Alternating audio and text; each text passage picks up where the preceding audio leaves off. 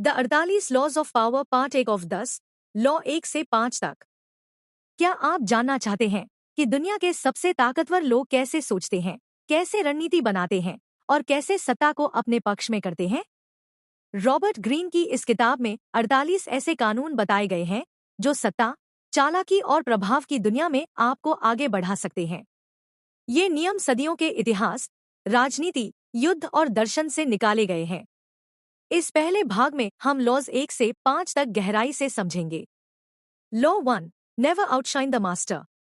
मतलब, कभी भी अपने बॉस, गुरु या जिस पर आप निर्भर हैं, उससे ज्यादा चमकने की कोशिश मत करो। उदाहरण, अगर आप अपने बॉस से ज्यादा काबिल दिखने लगेंगे, तो वह असुरक्षित महसूस करेगा और आपको नीचे गिरा सकता है। राजा कभी नहीं चाहता कि कोई और उससे ज्यादा चमके। Always make those above you feel comfortably superior। क्या करें? अपनी प्रतिभा को ढककर दिखाओ। उन्हें महसूस कराओ कि वे आपसे बेहतर हैं। सलाह देने के बजाय उनके विचारों को सराहो। क्या न करें? मीटिंग में उन्हें टोकना या सुधारना। अपनी सफलता को ज्यादा दिखाना। Law 2, never put too much trust in friends, learn how to use enemies। मतलब, दोस्तों पर ज्यादा भरोसा मत करो। दुश्मनों से भी फायदा उठाना सीखो। उदाहरण, दोस्त भावनात्मक होते हैं, लेकिन दुश्मन आपके प्रति सतर्क और वफादार हो सकता है अगर आपने उन्हें जीत लिया। Be very of friends, they will betray you more quickly. क्या करें? कामकाज में योग्यता को प्राथमिकता दो। दुश्मन को अवसर दो, वह आपकी छवि सुधार सकता है। क्या न करें? दोस्ती के आधार पर नौकरी देना या सौंपना। दुश्मनों को हमेशा दूर रखना। Law 3, conceal your intentions. मतलब, अपनी मंशा, इरादा कभी मत बताओ। जब लोग आपके इरादे नहीं समझ पाते, तो वे आपका विरोध नहीं कर पाते।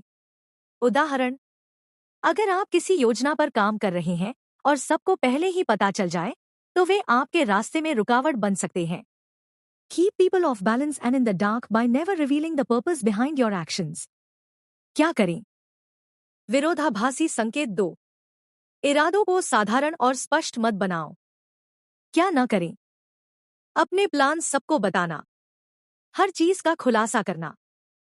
Law 4, always say less than necessary. मतलब, जरूरत से ज्यादा मत बोलो। कम बोलने से आप रहस्यमय और शक्तिशाली दिखते हो। उदाहरण, जो लोग बहुत बोलते हैं अक्सर गलती कर बैठते हैं। चुप रहने वाला व्यक्ति जिज्ञासा जगाता है और ताकतवर दिखता है। द मोर यू से, the more common you appear. क्या करें? शब्दों को सोच समझकर बोलो। मौन को अपनी ताकत बनाओ। क्या न करें? हर बात का जवाब देना। बहस में उलझना। Law 5, so much depends on reputation, guard it with your life. मतलब, आपकी प्रतिष्ठा, रेप्यूटेशन आपकी सबसे बड़ी संपत्ति है। उसे किसी भी कीमत पर बचाओ।